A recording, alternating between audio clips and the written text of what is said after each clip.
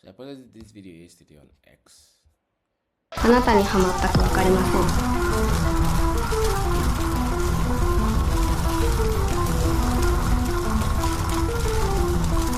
So here's how you can do that. So first things first, you need to go to Midjourney, right?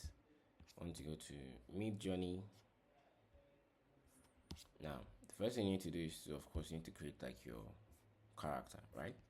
Now what I did was this is the initial prompts I used to create the character I worked with. So I first created this. Now one thing about Midjourney is you can go to vary. Now what vary does, it essentially creates variations of the character. Upscale just increases the resolution, yeah. Then so you likely you likely see me using just upscale and vary because that's exactly what I just need.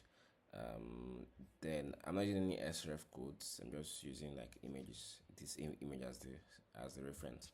Now once you do that, in order to create that kind of character, what I did was to use the name of the game, Magic the Gathering, right? So with this reference from the character I already created, that was why I used to create all of these variations of this character here, right?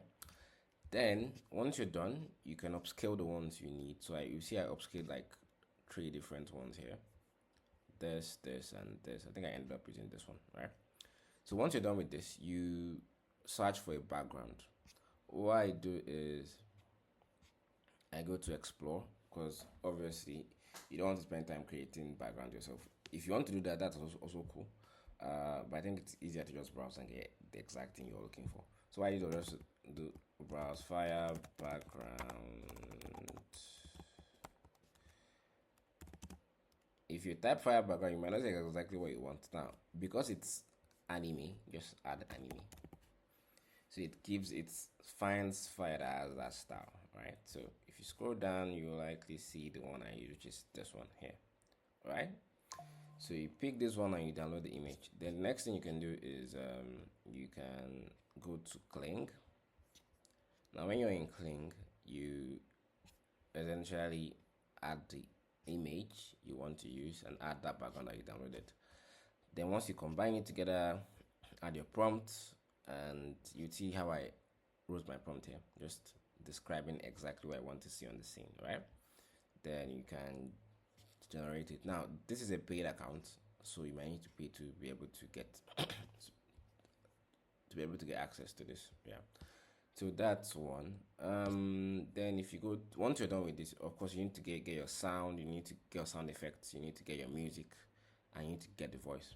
So for the voice, you need to go to Elevenlabs. Elevenlabs has a Japanese female voice that you can use, which is this one. So if you play this, あなたにハマったかわかりません。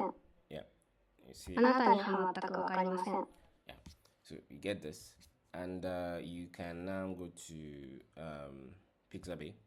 They have tons of sound effects you can use. They have a very huge library of effects you can use, so you can pick a fire crackling sound, anyone that works for you. This, it's sounding. There's this. So you can pick anyone that works best for you. That's one. Then you can also look for the background music. You can search for anime music or Japanese music or any background music you want to. You just search for it under like the music part and you get to see it. So once you're done with that, you have your sound, you have your 2 sounds, you have your fire sound, you have your voice, and you have the audio. This is when you come to CapCut. So essentially I have CapCut open here. Now I add up everything together. I add my texts, add my subtitle, and just do my regular edits. Now this is a fire transition. Now this works best for my own scene, so you might need to find what works best for yours, right?